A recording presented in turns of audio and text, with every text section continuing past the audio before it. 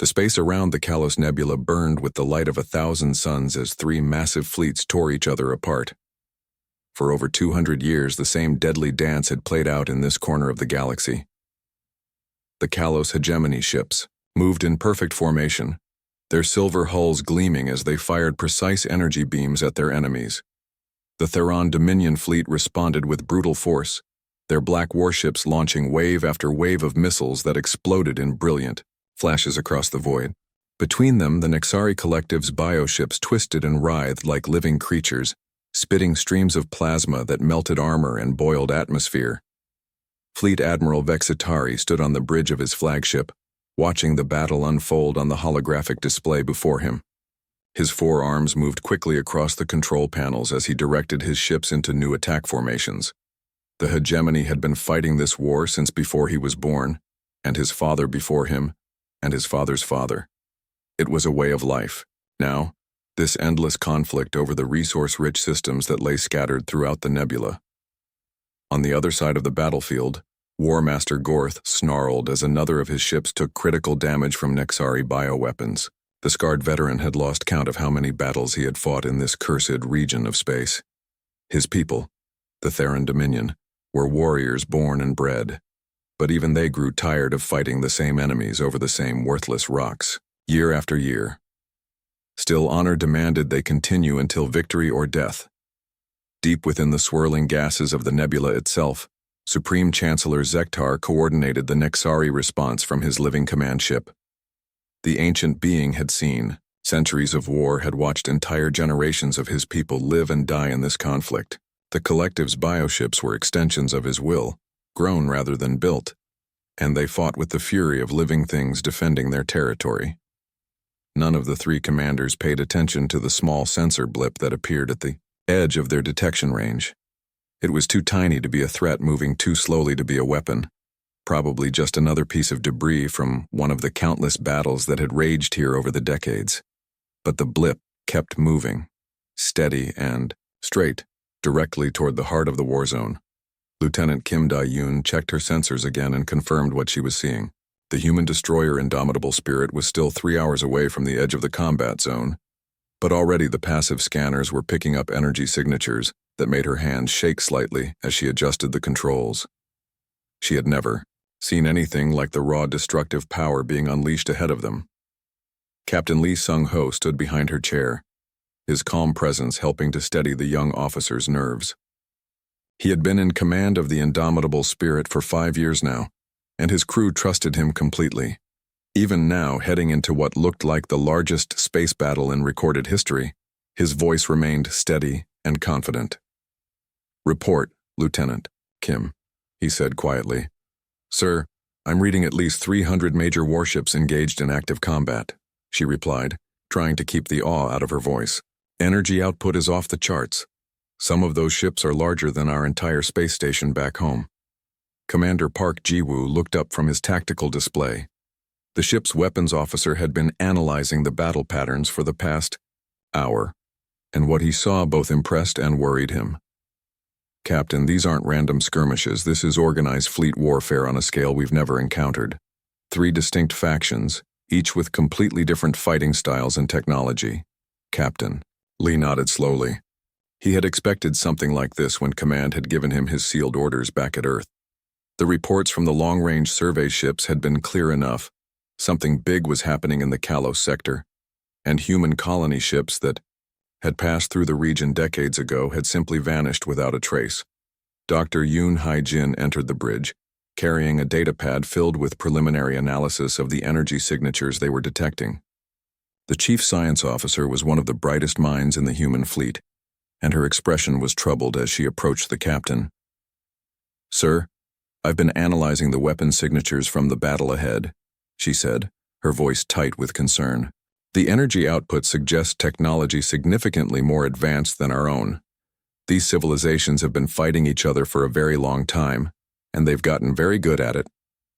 "How good?" Captain Lee asked.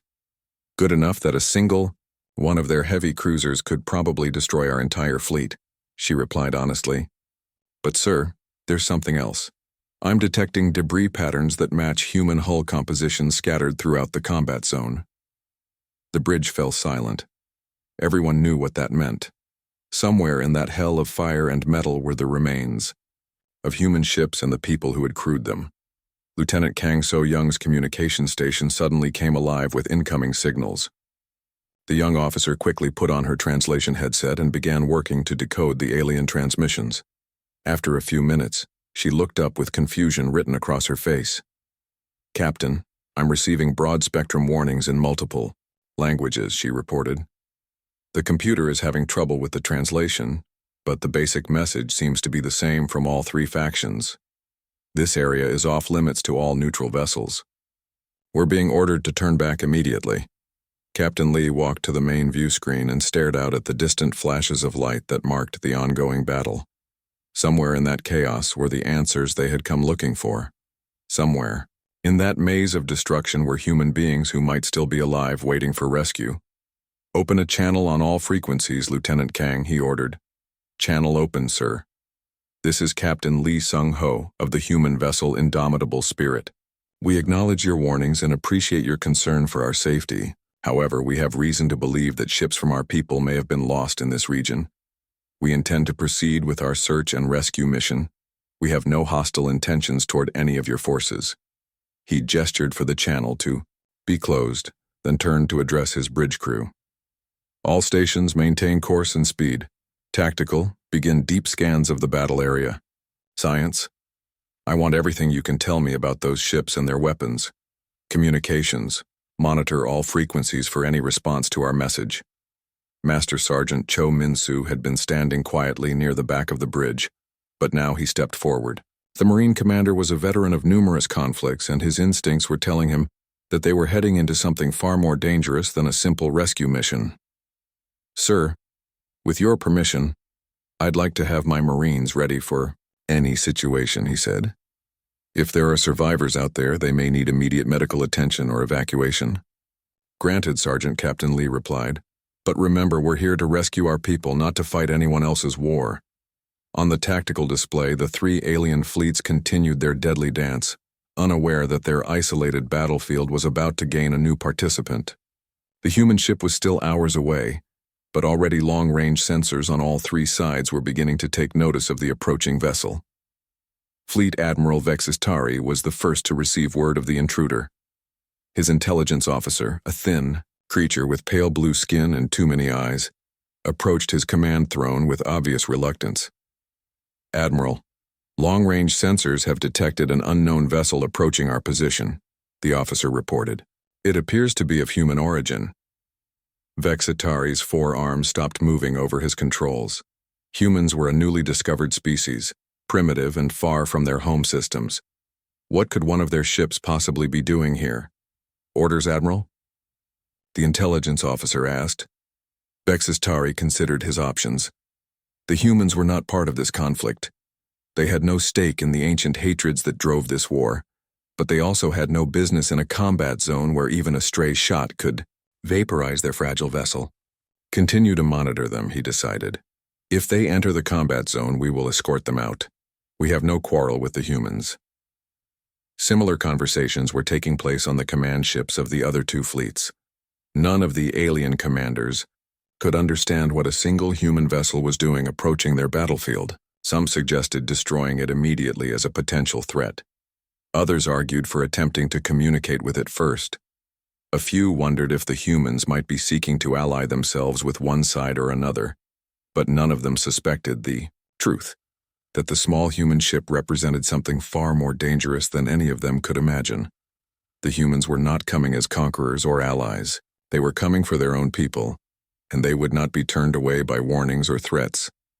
The Indomitable Spirit continued its steady approach toward the Kalos Nebula, carrying with it the hopes of finding survivors and the determination to bring them home. Behind them, the vast emptiness of space stretched back toward Earth and the growing human colonies. Ahead lay a battlefield that had consumed entire civilizations in its hunger for destruction. Captain Lee stood on his bridge, watching the distant battle grow larger on the view screen, and quietly prepared his ship and crew for whatever they might face in the hours ahead. The first alien transmission came in just as the Indomitable Spirit crossed the outer boundary of the combat zone. Lieutenant Kang So-young's equipment registered the incoming signal and immediately began working to decode it. The translation, software, crude by alien standards but surprisingly effective, managed to convert the alien language into something resembling human speech. Unknown vessel, you have entered a restricted military zone. The voice was harsh and mechanical, clearly coming through some kind of artificial translator. Turn back immediately or face destruction. This is your only warning. Captain Lee nodded to his communications officer. Reply on the same frequency, Lieutenant. This is Captain Lee Sung-ho of the human vessel Indomitable Spirit. We are on a humanitarian rescue mission to locate missing vessels from our people. We request safe passage to conduct our search. The response came back almost immediately, but this time the voice was different, speaking in a language with clicking sounds that the computer struggled to interpret. Humans, you do not belong in this place of death. The translation was rough, but the meaning was clear. Many strong warriors have died here. Your small ship will not survive. Leave now while you still can. A third voice joined the conversation, this one speaking in musical tones that the translation system rendered as oddly formal human speech. Greetings, humans. We have heard of your species. You are young and far from home. Why do you come to this place where three great powers wage eternal war? Dr. Yoon Hai-jin looked up from her science station with amazement. Captain, we're receiving detailed scans from all three fleets. They're not targeting us, just studying us. It's like they're trying to figure out what we are and why we're here. Commander Park Ji-woo was equally surprised by what his tactical sensors were showing him. Sir, the three fleets have actually stopped shooting at each other. They're all focused on us now. I've never seen anything like it in any of our military studies. Captain Lee found himself in the unusual position of conducting diplomacy with three different alien civilizations simultaneously, each of whom had been trying to kill the others just minutes before. He decided to be completely honest with them. We received reports that human colony ships disappeared in this region 30 years ago, he explained. Our mission is to find any survivors and bring them home. We have no interest in your conflict and no intention of taking sides. We simply want to find our people. The first voice, which Dr. Yoon had identified as coming from the largest ship in the hegemony fleet, responded with what sounded like confusion. You travel across the void to search for those who are probably dead? This makes no sense. The weak perish and the strong continue. This is the way of all things. The second voice from the Dominion fleet carried a note of what might have been respect. You honor your dead by seeking them. This we understand. But this is a place of war, human. Your people, if they came here, are gone. Accept this truth and leave. The third voice from the Nixari bioships seemed more curious than hostile. Tell us, humans, what will you do if you find these missing ones alive? How will you extract them from this place of constant battle? Lieutenant Kim Da-yoon looked up from her sensor station with excitement. Captain, I'm picking up something. Deep in the nebula near the center of the combat zone. It's faint, but the energy signature looks artificial, not alien technology. It might be human. Captain Lee felt his pulse quicken. After 30 years, could there really be survivors? Can you get us a clear reading, Lieutenant? Not from here, sir. The nebula interferes with our long-range sensors, and there's too much energy discharge from the battle. We'd need to get much closer. Commander Park studied his tactical display and shook his head. Sir, that's right in the middle of the heaviest fighting. All three fleets have major formations positioned around that area. Getting through would be like flying into a hurricane made of laser beams. The alien voices returned to the communication channel, and this time Captain Lee could hear them talking to each other as much as to him. The automatic translation system was working overtime to keep up with the multiple conversations happening. Simultaneously, the humans wish to enter the Stormheart, said the musical Nixari voice. Fascinating. Their ship will be destroyed within minutes. Let them try, growled the Dominion commander. They will learn quickly why this region belongs to warriors, not to soft seekers of the lost. Wait, interrupted the hegemony admiral. Humans, your translation device. How does it work so effectively? Our own systems require years of study to achieve such accuracy with new languages. Dr. Yoon looked to Captain Lee, who nodded for her, to respond. Our translation system is based on pattern recognition and contextual analysis. We study the mathematical relationships between concepts and emotions, then build linguistic bridges. There was a long pause on all three channels. Finally, the hegemony voice returned, sounding troubled. You have been listening to our communications for some time, haven't you? Learning our languages, studying our tactics. Only since we arrived in this system, Captain Lee replied truthfully. We had no prior knowledge of your civilizations. Impossible, stated the Dominion commander flatly. No species achieves such rapid comprehension without extensive preparation. You have been watching us. Lieutenant Kang So-young leaned over to her captain and whispered, Sir, I'm intercepting communications between the alien fleets.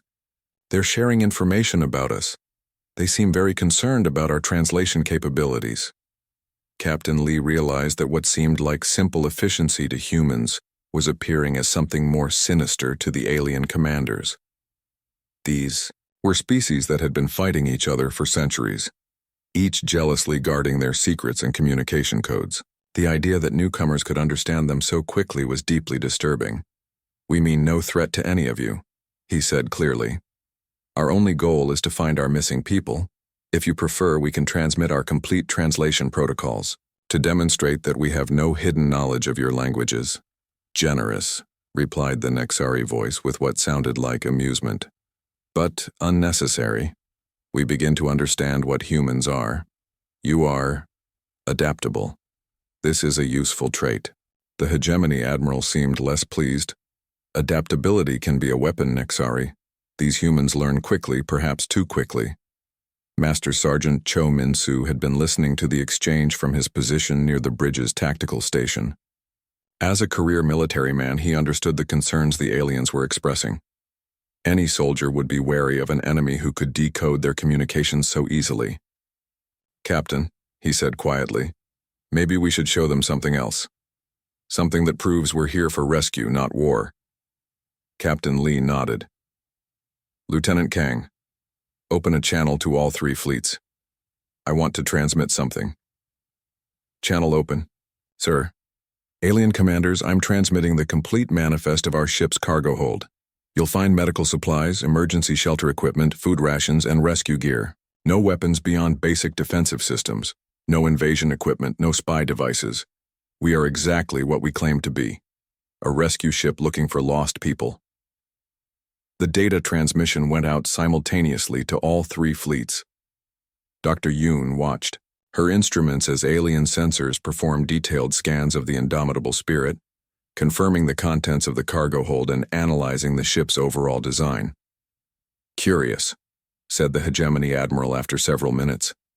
Your vessel carries enough medical supplies to treat thousands of injured. Why so much for a crew of only 93? Because we don't know how many survivors we might find or what condition they'll be in, Captain Lee replied. We came prepared for any possibility. This is not how warriors think, observed the Dominion commander. You waste space and resources on hope rather than weapons and armor. This makes you weak. Or strong in ways you do not recognize, countered the Nexari voice.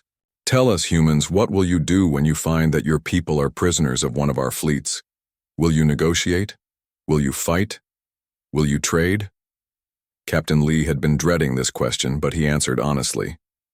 We'll do whatever is necessary to bring our people home safely. If that means negotiation, we'll negotiate. If it means trade, we'll trade. If it means fighting. He paused, looking around at his bridge crew. Then we'll fight. The three alien commanders fell silent. Finally, the hegemony admiral spoke again. You would challenge three major fleets with one small ship? For the sake of people who may not even be alive? Yes, Captain Lee replied simply. Madness, declared the Dominion commander. Honor, corrected the Nexari voice thoughtfully. Foolish honor, perhaps, but honor nonetheless. Lieutenant Kim Da-eun looked up from her sensors with growing excitement. Captain, I'm getting a clearer reading on that signal from the nebula's center. It's definitely artificial, and the power signature suggests life support systems. Sir, I think there really are survivors down there. The bridge crew exchanged glances. After 30 years, after crossing half the galaxy, after entering a war zone that had claimed millions of lives, they had actually found what they were looking for. Captain Lee turned back to the communication console. Alien commanders, we've confirmed the presence of human survivors in the nebula's center. We're going in to get them. I hope we can do this without interfering in your battle. But we will complete our mission regardless. Chief Engineer Bae Tae-hyun received the captain's call just as the first energy discharges from the nebula began to interfere with the ship's sensors. He made his way quickly to the bridge carrying a data pad filled with technical specifications that he had hoped never to use in actual combat conditions. "Captain, you wanted to see me?" he said as he approached the command chair. "Engineer, Bae, we need to get through that nebula and past 3 hostile fleets to reach survivors," Captain Lee explained. "What options do we have?" Bae looked at the main view screen, where the swirling gases of the Kalos Nebula stretched out before them like a wall of fire and lightning. Energy storms crackled between the alien fleets, and the space around them was filled with debris from countless battles. "Sir, the Indomitable Spirit has some experimental systems that weren't in the original specifications," he said carefully. "Command installed them just before we left Earth, but we've never tested them under these conditions." Commander Park looked up from his tactical station with interest. "What kind of experimental systems?" "Adaptive stealth technology and advanced jamming equipment," Bae replied. "The theory is that we can analyze enemy sensor frequencies and adjust our hull coating to absorb or deflect their scans. The jamming system can disrupt targeting computers and communication systems within a limited range." Dr. Yoon turned from her science station with excitement. "That could work. The nebula's natural interference would mask our artificial jamming. The aliens would think any disruptions were caused by the energy storms." Captain Lee nodded slowly. "How long would we be able to maintain stealth?" "Unknown, sir," Bae admitted. "The power requirements are enormous and the hull coating wasn't designed for extended use. Maybe 30 minutes, maybe 3 hours. It depends on how hard the alien sensors try to lock onto us." Lieutenant Kim Da-eun looked up from her navigation station with concern. "Even with stealth, sir, navigating through the nebula will be extremely difficult. The energy storms are constantly shifting, and there are debris fields everywhere. One wrong move and we could fly straight into a piece of wreckage moving at fractional light speed." Master Sergeant Cho had been studying the tactical display, and now he stepped forward with a suggestion. "Captain, what if we don't try to sneak past them? What if we use their own battle against them?" "Explain," Sergeant Captain Lee said. "These 3 fleets have been fighting each other for centuries. They know each other's tactics, each other's weapons, each other's weaknesses, but they don't know ours. If we can make them think we're more dangerous than we actually are, they might focus on us instead of each other. That could create openings we can exploit." Commander Park shook his head. "Sergeant, with all due respect, that's suicide.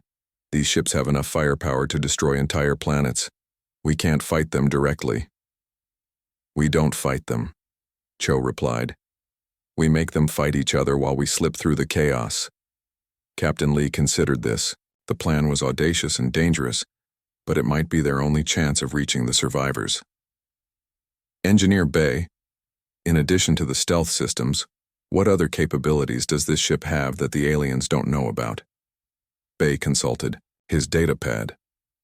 "The main engines have been upgraded with experimental fusion drives that can give us short bursts of much higher speed than our specifications indicate. We also have enhanced maneuvering thrusters that can change our direction, much faster than a ship of our size should be able to manage." "Weapons?" asked Commander Park. "Nothing that could seriously damage their major warships," Bae admitted. "But we do have some prototype electronic warfare missiles that could disrupt their systems temporarily." Dr. Yoon had been thinking about the problem from a scientific perspective. "Captain, I've been analyzing the energy patterns in the nebula. The storms aren't completely random. They follow certain paths based on the gravitational interactions between the systems in this region. If I can map those patterns, we might be able to predict where the storms will be strongest." "How does that help us?" Lieutenant Kim asked. "Because the alien fleets avoid the strongest storms," Dr. Yoon explained. "They position their ships where the energy interference is minimal. But if we can navigate through the high interference zones, we might be able to reach the center without engaging any of their ships directly. Captain Lee looked around at his bridge crew. Each of them was proposing a different approach to an impossible problem, but all of their ideas had merit. Can we combine all of these strategies? Use the stealth systems to avoid detection, navigate through the energy storms to avoid the fleets, and create diversions to keep them busy with each other? It would be incredibly complex, warned Lieutenant Kim. We'd be asking the ship to perform at maximum capacity in multiple systems simultaneously. And if any one system fails, we're dead, added Commander Park grimly. Captain Lee walked to the main view screen and stared out at the nebula.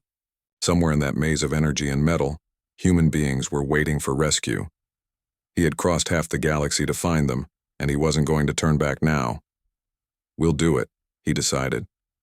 All stations, prepare for full stealth operations. Engineer Bay, I want those experimental systems online and ready. Dr. Yoon, give me the best path you can calculate through the energy storms. Commander Park, prepare the electronic warfare missiles. Lieutenant Kim, plot a course that takes us through the zones of highest interference. The bridge crew began working frantically to implement the captain's orders. Chief Engineer Bay disappeared below decks to personally oversee the activation of the experimental stealth system. Dr. Yoon bent over her science console, mapping energy patterns and gravitational fields with unprecedented precision. Lieutenant Kim worked with the navigation computer to find a path through the deadly maze ahead of them. On the communication channel, the three alien fleets were still debating what to do about the approaching human ship. Sub-Commander Krilvis of the Hegemony Fleet had been tasked with studying the humans and determining their capabilities. What he had learned so far was deeply troubling. Admiral Vexistari, the human vessel's approach vector makes no tactical sense, he reported. They're heading directly toward the most dangerous part of the nebula. Either they're completely ignorant of the hazards, or they know something we don't. Fleet Admiral Vexitari considered this information while watching the tactical display. The human ship was small and apparently lightly armed, but there was something about its behavior that bothered him. Continue monitoring them. If they enter the central combat zone, we may need to take action. On the Nixari command ship, Battle Sage Morden was having similar concerns. The ancient warrior had lived through centuries of conflict and had developed an instinct for recognizing threats. Chancellor Zektar, these humans disturb me. They speak of rescue and peace, but they approach danger with the confidence of predators. Supreme Chancellor Zektar shared his advisor's concerns. What do you recommend, Battle Sage? Watch them carefully. If they prove to be a threat to the collective, we must act quickly. But if they are truly here only for their lost people, we may be able to use them to our advantage. War Master Gorth of the Dominion Fleet was less subtle in his analysis. The humans are either fools or they're hiding their true strength. Either way, they don't belong in our war. If they get in our way, we destroy them. Simple. His aide, War Prime Thekmore, wasn't so sure. War Master, their translation system decoded our languages faster than any technology we've ever encountered. Their ship's design is unlike anything in our databases. Perhaps we should be more cautious. Caution is for the weak, Gorth snarled. We are Dominion warriors. We do not fear one small ship, no matter how strange it may be. Aboard the Indomitable Spirit, the preparations were complete. Chief Engineer Bay reported that the stealth system was online and functioning within acceptable parameters. Dr. Yoon had calculated a path through the energy storms that would take them to within scanning range of the survivor's location. Lieutenant Kim had programmed the navigation computer with a course that would avoid the major fleet concentrations while still reaching their objective. Captain Lee looked around his bridge one final time. All stations report ready, Captain, announced Commander Park. Very well, Captain Lee said. Activate stealth systems. Begin approach to the nebula. All hands, this is the captain. We are about to attempt something that has never been done before. We're going to navigate through the most dangerous battlefield in known space to rescue people who have been trapped there for 30 years. I have complete confidence in this ship and this crew. Bring us home safe and bring our people with us. The Indomitable Spirit's hull began to shimmer as the experimental stealth coding activated. On alien sensors throughout the three fleets, the human ship's signature began to fade and distort. Energy readings became confused and contradictory. Targeting systems found it increasingly difficult to maintain locks on the vessel. Lieutenant Kim engaged the main engines and the ship moved forward into the nebula. Almost immediately, energy storms began to buffet the hull, sending strange lights cascading across the view screen. The ship's systems struggled to compensate for the interference, but the experimental equipment held steady. The signal was definitely coming from a human ship, but what Lieutenant Kim De-yoon found when they reached the coordinates was far from what anyone expected. The colony vessel New Sol hung in a pocket of relatively calm space at the heart of the nebula, but it had been modified beyond recognition. Solar collectors and energy harvesting equipment had been built onto the hull using salvaged materials from a dozen different alien technologies. The ship looked like it had grown rather than been constructed, with additions and modifications that spoke of 30 years of desperate survival. "My God," whispered Dr. Yoon as she analyzed the readings. "Captain, they're not just alive. They've been thriving. The power output from that ship suggests a population in the thousands, not the few hundred that were originally aboard." Captain Lee stared at the view screen in amazement. The New Sol was easily 5 times larger than it had been when it left Earth, bristling with equipment that looked like a combination of human engineering and alien technology. "Open a communication channel, Lieutenant Kang." "Captain, this is Captain Im Soo-jin of the colony vessel New Sol." The voice that answered was clearly human, but there was something different about it. The accent was familiar, but the confidence behind it spoke of someone who had faced impossible challenges and survived.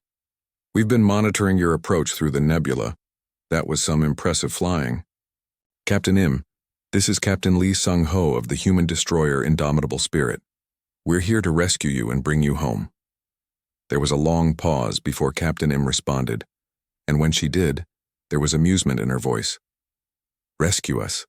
"Captain Lee, we appreciate the gesture, but we're not exactly prisoners here. We've built a life in this place." Commander Park looked up from his tactical station with confusion. "Sir, I'm reading multiple ship signatures around the New Sol. They're not human designs, but they're broadcasting human identification codes." Dr. Yoon's science readings confirmed what Park was seeing. "Captain, there are at least 20 vessels in the immediate area. Some appear to be modified alien ships, others look like they were built from scratch using combined technologies." The communication channel crackled with static as Captain Im's voice returned. "Captain Lee, you've caught us at an interesting time.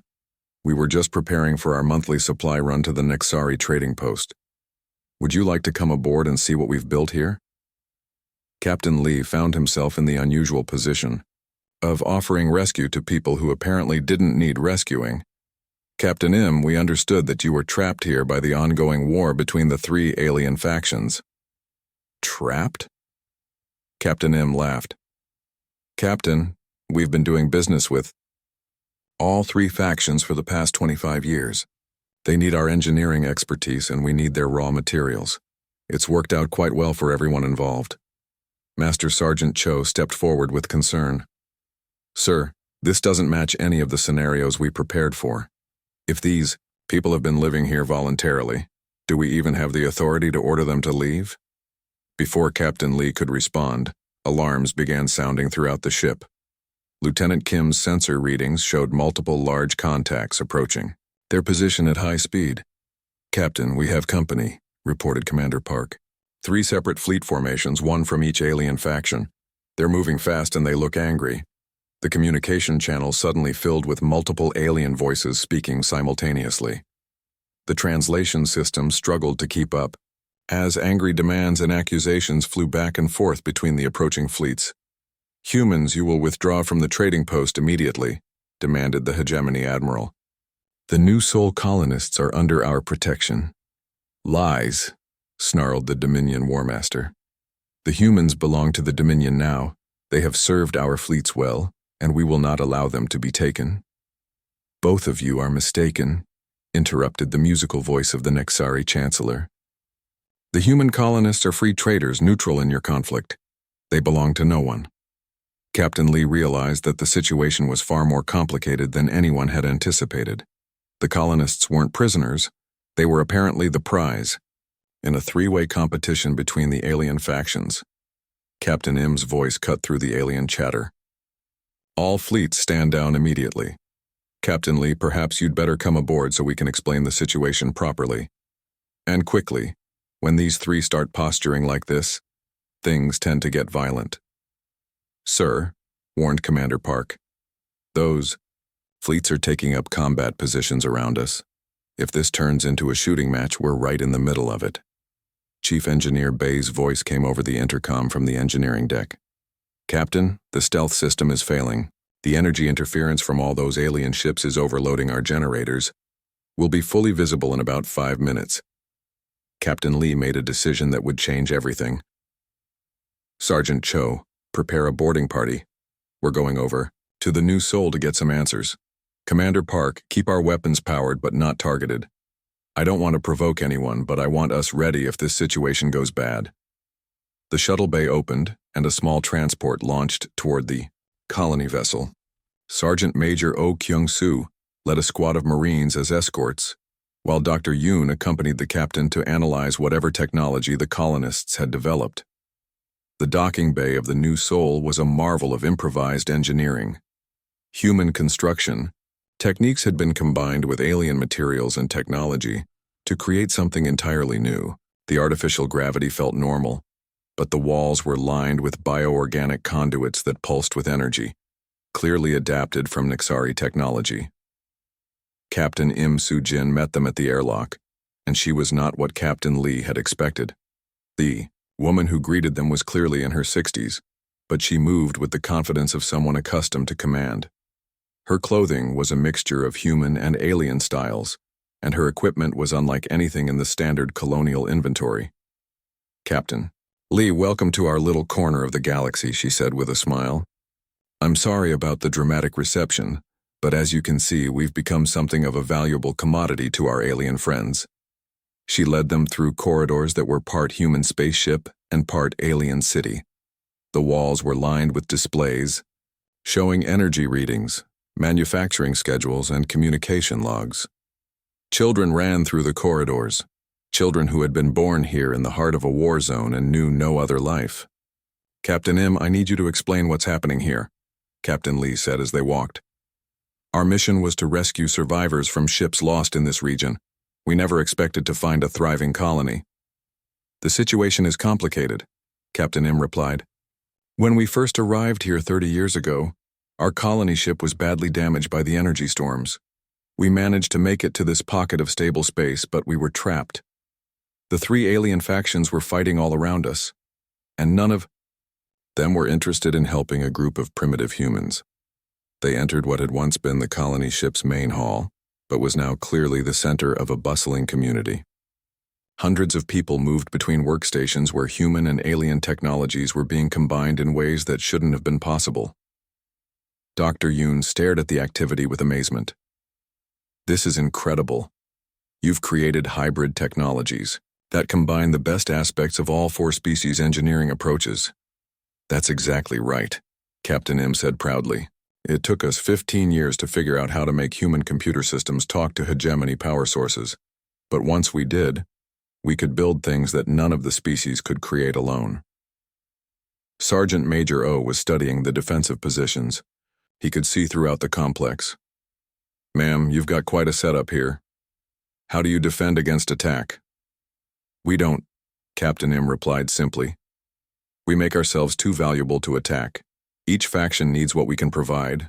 Engineering, solutions to problems their own people can't solve. The hegemony wants our computer systems, the Dominion wants our manufacturing techniques, and the Nexari want our biological compatibility research. Captain Lee was beginning to understand. You've made yourselves the neutral party in a three-way war. But that's an incredibly dangerous position.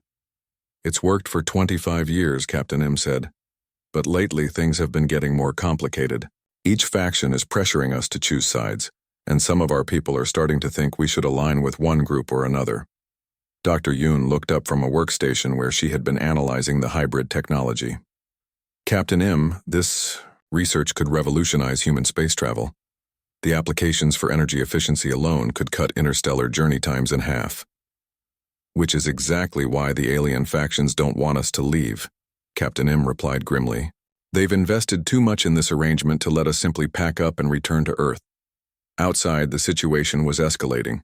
The 3 alien fleets had taken up positions around the new Sol colony, and each was demanding that the human colonists choose their protection over the others. Long-range communications were filled with threats and accusations as decades of careful neutrality began to collapse. Commander Park's voice came over Captain Lee's communicator. Sir, the alien fleets are powering up their weapons. I don't think they're planning to shoot at each other this time. They're all focused on the colony. The first shot came from the Dominion fleet, a plasma bolt that streaked across space toward a hegemony cruiser that had moved too close to the colony. Within seconds, the careful ceasefire that had held while the aliens studied the human newcomers shattered completely. Energy beams and missiles began flying in all directions as 3 centuries of hatred exploded into violence. Captain Lee watched from the New Sol's observation deck as the battle erupted around them. Captain M, we need to evacuate your people now. This is going to be the biggest battle this region has ever seen. Captain M shook her head firmly. Captain, we've survived battles before. The colony has shields and defensive systems. We can ride this out like we always have. Not this time, Dr. Yoon interrupted, her voice tight with alarm as she studied her readings. The energy output from these fleets is 10 times larger than anything we've detected before. They're not just fighting each other, they're fighting for control of you. The destructive power they're willing to use has no limits. On the communication channel, Fleet Admiral Vexitari's voice cut through the battle chatter. Human colonists, you will accept hegemony protection immediately or be destroyed as enemy combatants. War Master Gorth's response was immediate and brutal. The humans belong to the Dominion. Any attempt to claim them will be met with total warfare. Supreme Chancellor Zektar's musical voice carried a note of sadness. This conflict has gone beyond reason. The humans have brought chaos to our ancient balance. Perhaps it would be better if they had never come to this place. Captain Lee realized that the situation was spinning completely out of control. The 3 alien factions were preparing to fight a war of extermination, with the human colonists as the prize. But there was something else happening on his ship's sensors that gave him hope. Commander Park's voice came through the communicator with barely controlled excitement. Captain, we have multiple human ships dropping out of hyperspace. At the edge of the system. It's a full battle fleet, sir. Admiral Wang's task force has arrived. Through the observation ports, new stars appeared in the darkness as human warships materialized from hyperspace. The fleet that emerged was unlike anything the alien factions had expected. Where they had seen one small rescue ship, they now faced dozens of advanced human warships led by the massive battle cruiser Eternal Vigilance. Fleet Admiral Wang Jaiseok's voice boomed across all communication channels, speaking in perfect translations of all 3 alien languages simultaneously. This is Fleet Admiral Wang of the Human Colonial Defense Force. You are engaging human civilians under the protection of Earth's military. Cease fire immediately and withdraw to minimum safe distance. The alien fleet's response was immediate and hostile. Admiral Vextari opened fire on the nearest human ship, while War Master Gorth launched a full missile barrage at the human flagship. Supreme Chancellor Zektar ordered his bioships to swarm the human formation with overwhelming numbers. What happened next would be remembered as the moment humanity announced its arrival as a major galactic power. Captain No Minji of the Eternal Vigilance calmly ordered her weapons officers to return fire, and the human fleet's response was devastating. Advanced energy weapons that the aliens had never encountered before tore through shields that had been considered impenetrable. Electronic warfare systems that the humans had developed in secret shut down alien targeting computers and communication networks. Missiles that moved faster than anything in the alien arsenals struck with pinpoint accuracy against targets that should have been impossible to hit. Within 10 minutes, the hegemony fleet had lost a third of its ships. The Dominion formation was in complete disarray as their command and control systems failed. The Nexari bioships, which had never been defeated in centuries of warfare, found themselves unable to adapt quickly enough to counter human weapons that seemed to ignore their natural defenses. Dr. Yoon watched the battle from the New Sol with amazement. How is this possible? Our technology wasn't this advanced when I left Earth. Captain Im smiled grimly. Dr. Yoon, how long do you think we've been sending technical data back to Earth? Every breakthrough we made here, every alien technology we reverse-engineered, every tactical observation we recorded, it all went back to Earth through hidden communication relays. The fleet out there was built using 30 years of our research. Captain? Lee stared at the older woman with new understanding. You weren't trapped here at all, were you? You were Earth's advanced research station, gathering intelligence and developing new technologies. Both, Captain Im replied. We genuinely were trapped at first, and we genuinely built a life here. But we never forgot that we were human. And we never stopped working to give humanity an advantage if we ever had to face these civilizations in battle. The alien fleets were learning painful lessons about human warfare. Chief Engineer Bay had been monitoring the battle from the indomitable spirit, and what he saw amazed him. The human ships are using technologies I've never seen before. Energy shields that adapt to incoming fire, weapons that can penetrate any known armor, and maneuvering systems that make our ships look like they're standing still. Master Sergeant Cho was analyzing the tactical situation with professional appreciation. These aren't just advanced ships, they're using completely different combat doctrines. The aliens fight like they're playing chess, moving formations according to established patterns. The humans are fighting like they're playing three-dimensional combat games, adapting instantly to whatever the enemy does. The tide of battle was turning rapidly. Admiral Vextari watched in horror as his most powerful dreadnought was systematically taken apart by weapons fire from ships a tenth its size. Impossible.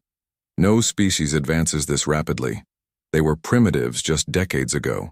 War Master Gorth was equally stunned as his assault formations found themselves outmaneuvered by human ships that moved in ways that violated everything he knew about space combat. They fight like demons. How do they coordinate so perfectly without our seeing their communications? Supreme Chancellor Zektar was the first to understand what was really happening. They have been watching us for far longer than we realized. Every battle we fought, every tactic we used, every weakness we displayed, they studied it all and prepared countermeasures. The human fleet pressed its advantage with ruthless efficiency. Captain No had been given specific orders from Earth. Command: demonstrate overwhelming superiority and force the alien factions to accept human presence in the region. The Colonial Defense Force had spent 30 years preparing for this moment, and they were not going to waste it. Corporal Lim Young-ho was aboard one of the smaller human ships, serving as a boarding specialist. His team's job was to capture alien vessels intact so that human intelligence could study their technology and tactics. What they found when they boarded the alien ships was both impressive and disappointing. The alien technology is advanced, but it's also extremely specialized, he reported to his commander. They've been fighting the same enemies for so long that their weapons and defenses are designed only to counter each other. They have no adaptation capability against completely new approaches. The battle reached its climax when Grand Marshal Yurgoth, the supreme military commander of the combined alien forces, attempted to coordinate all three fleets into a single massive assault against the human formation. It was the largest concentration of firepower ever assembled in the Kalos sector, and it should have been enough to overwhelm any enemy. Fleet Admiral Wang's response was to demonstrate the true power of human adaptive tactics. Instead of meeting the alien assault head-on, the human fleet scattered into dozens of small formations that attacked the alien superformation from every possible angle simultaneously. The aliens found themselves fighting not one battle, but dozens of separate engagements, each requiring different tactics and responses. The alien command structure, designed for the formal warfare of their ancient conflict, could not adapt quickly enough to coordinate responses to so many simultaneous threats. Individual ships and squadrons fought bravely, but without central coordination, they were picked off one by human forces that seemed to anticipate every move. Within 2 hours, The three-way war that had raged for centuries was over. The few surviving alien ships found themselves surrounded by human vessels and faced with a simple choice: surrender or be destroyed. Admiral Vexitari was the first to acknowledge defeat. Human Admiral, the hegemony requests terms for surrender. Warmaster Gorth followed reluctantly. The Dominion yields to human superiority. Supreme Chancellor Zektar's admission carried the weight of centuries of pride. The collective accepts human dominance in this region. Fleet Admiral Wang's response was not what any of them expected. There will be no surrender, no dominance, and no subjugation. There will be peace. Captain Lee returned to his ship as the human fleet established control over the Kalos sector. The rescue mission that had brought him here was complete, but the implications of what had happened would reshape the entire galaxy. Humanity had not just saved its colonists, it had announced its arrival as a major galactic power. Dr. Yoon was analyzing the final battle reports when she made a discovery that amazed her. Captain, the human fleet's victory wasn't just about superior techno,